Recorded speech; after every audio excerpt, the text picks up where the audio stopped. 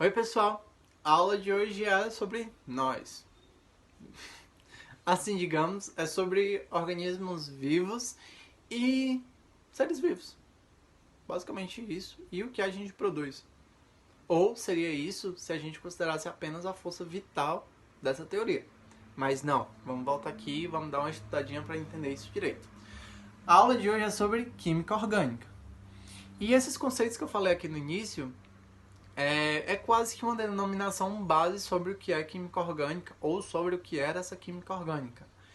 E ela recebeu essa denominação porque ela estudava compostos que eram encontrados somente em organismos vivos, como animais e vegetais.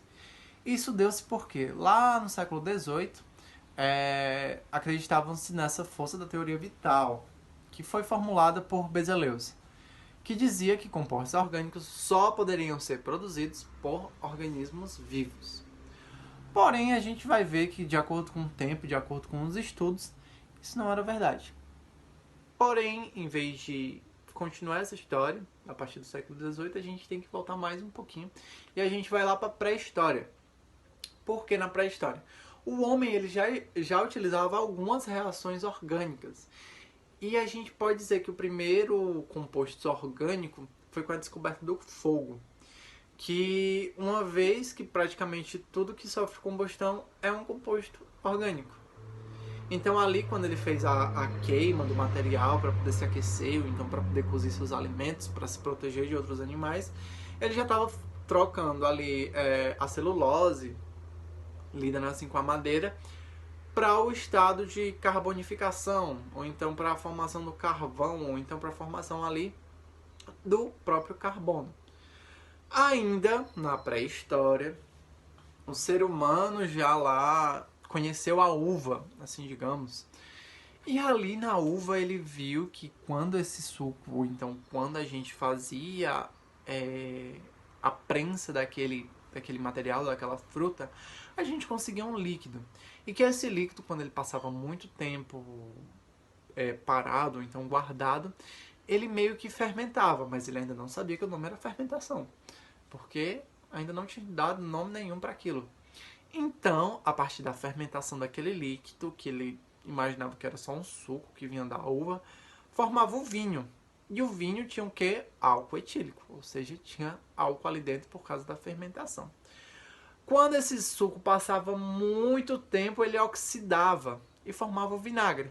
E ali a gente tinha outra substância.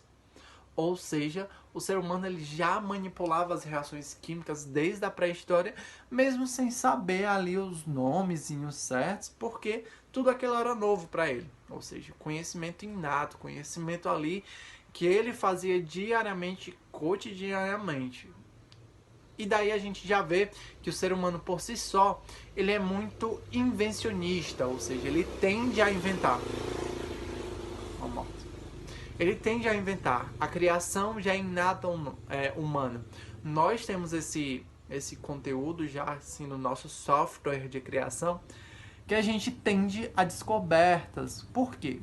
Quando a gente sai da nossa zona de conforto, algo está incomodando a gente tende a fazer criações para resolver aquele desconforto momentâneo. Mas enfim, isso é outro assunto. Voltando para a química orgânica, lá na química moderna foram feitos alguns estudos, basicamente por volta do ano de 1977, que um químico sueco, Bergman, falou que os compostos orgânicos incluem substâncias de organismos vivos, enquanto compostos inorgânicos incluem substâncias do reino mineral. Traduzindo, ele quis dizer que os compostos orgânicos eram apenas e exclusivamente dos organismos vivos, ou seja, nós conseguimos formar compostos orgânicos, enquanto a química inorgânica, assim dizemos, ou os compostos inorgânicos eram fundados apenas pelo reino mineral. Tudo que era mineral basicamente era composto inorgânico, segundo esse estudo desse sueco. Porém, com a inquietude humana, com algumas pesquisas, com a evolução da química, lá no final do século XVIII, XIX, os químicos passaram a se dedicar ao estudo a essas substâncias presentes nos organismos vivos, tentando isolá-las e identificá-las. Com isso, foi possível notar que tais substâncias apresentavam propriedades muito diferentes daquelas que eram obtidas a partir de minerais, e, portanto, elas deveriam constituir esse grupo especial de química orgânica. Ou seja, essa diferença dessas características de só encontrar em organismos vivos deu esse patamar para esse nome de química orgânica. Lá no início do ano de 1808, 807, surgiu uma teoria que foi feita por Berzelius, que também ficou conhecida como teoria da força vital, que era o quê? Ele dizia que basicamente todas as definições de química orgânica eram voltadas porque apenas os organismos vivos eram capazes de produzir compostos orgânicos. E essa teoria também ficou conhecida como vitalismo. Coloquem esse nomezinho na cabeça de vocês, porque ele já caiu no Enem, até porque química orgânica é uma das matérias que mais cai nessa prova. E o vitalismo ele era conhecido por isso, porque basicamente Berzelius disse que os compostos orgânicos eram propriedades advindas apenas dos animais. Apenas os animais conseguiam fazer esses compostos e ponto. Era impossível, de maneira artificial, conseguir esses compostos orgânicos com base em síntese de laboratório, in vitro. Porém, veio, depois de muita pesquisa, Frederick Waller, em 1828. Ele fez alguns estudos e um belo dia, ele estava lá no seu laboratório e ele fez o quê? Ele aqueceu um composto inorgânico. E esse composto inorgânico era o cianeto de amônio. E como foi que ele conseguiu aquecendo isso? Simplesmente ele conseguiu a ureia, que até então era conseguida apenas ela era conhecida assim, que só poderia ter na urina, ou seja, ali no xixi, e também no sangue. A ureia só podia ser conseguida por base no organismo vivo. E o Waller foi lá, fez um experimento, aqueceu o cianato de amônio, que era um composto inorgânico, e conseguiu a ureia. A primeira síntese quem fez em laboratório foi o Waller. Então ele mudou totalmente esse patamar de química orgânica. E foi aí que ele teve êxito nesse experimento, como na síntese de diversas outras substâncias orgânicas. E com isso, essa teoria do vitalismo, ou teoria do vital, feita por Bergman, foi totalmente burlada, quebrada. E a partir de então, muitos experimentos foram feitos, muitas pesquisas foram feitas e fundamentaram ainda mais a química orgânica. Então, depois dessa descoberta, desse experimento, uma nova definição foi feita por Kekulé, que ele diz que química orgânica é o ramo da química que estuda os compostos do carbono. Vale salientar que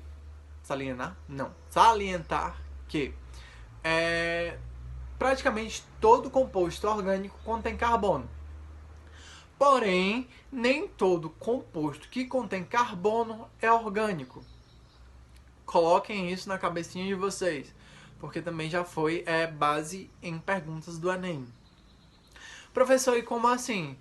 Existem alguns compostos que têm carbono que realmente não são orgânicos. Os exemplos deles são dióxido de carbono, o ácido carbônico.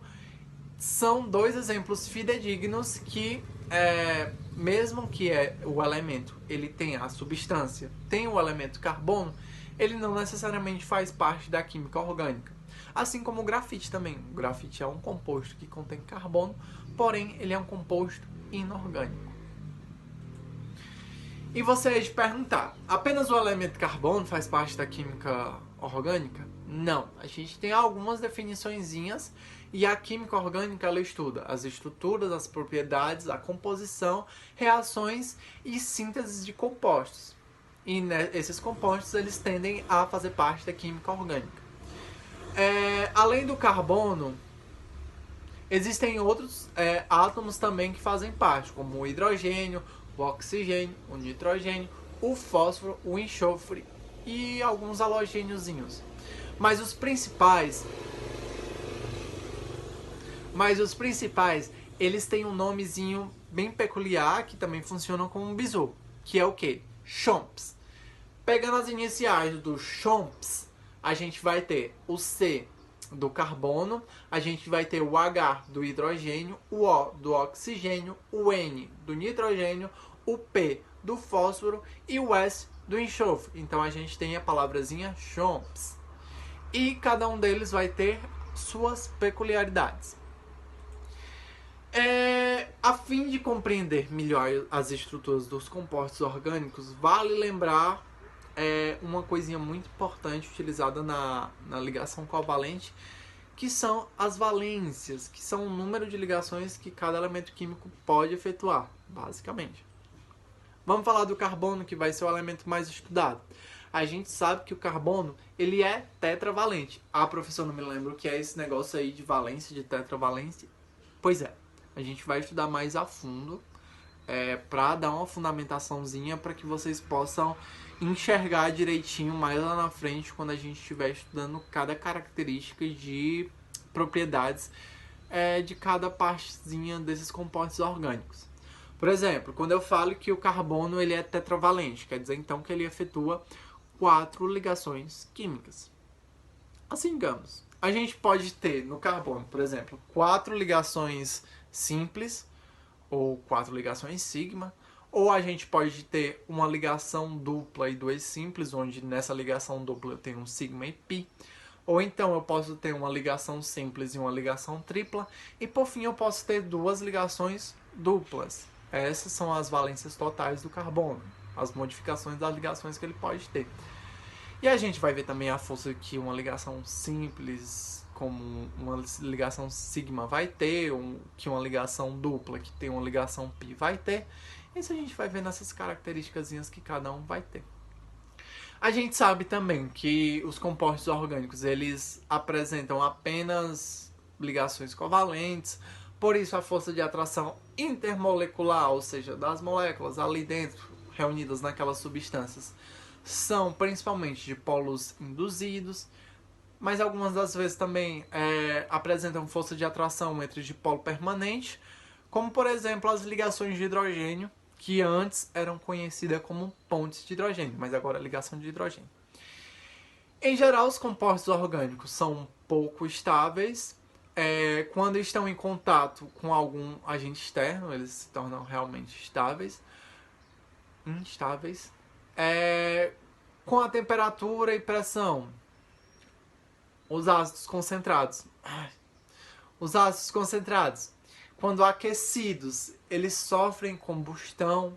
Não os ácidos concentrados, os compostos orgânicos, eles tendem a sofrer combustão quando é exposto à temperatura. Um exemplo disso é a madeira, por exemplo, quando a gente eleva ali a temperatura daquele ambiente, quando a gente coloca fogo, assim, digamos, coloca fogo, a gente tem a combustão ali da madeira, ou então, mais cientificamente falando, a gente tem a combustão da celulose, e a gente tem ali, se a gente fizer em baixa temperatura, a gente tem carvão. E aí a gente sim tem a diferenciação de combustão completa, incompleta e carbonização. Que a carbonização é quando a gente consegue ali fazer o carvão de modo eficiente.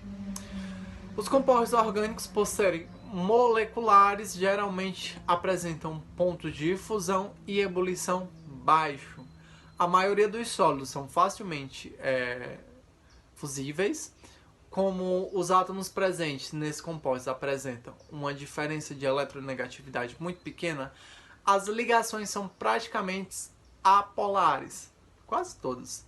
Por isso, os compostos são, em geral, solúveis em solventes apolares e insolúveis em solventes polares, como a água, ou seja, em água os compostos orgânicos são insolúveis.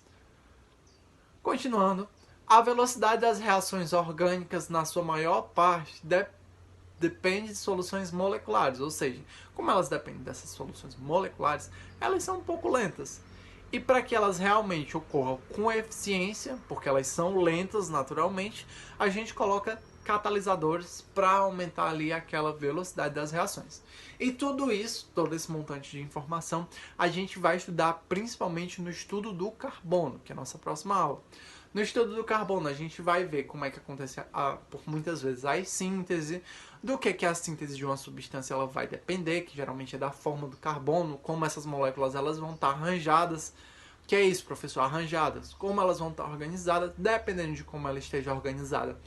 Ela vai ter uma força maior, uma força menor.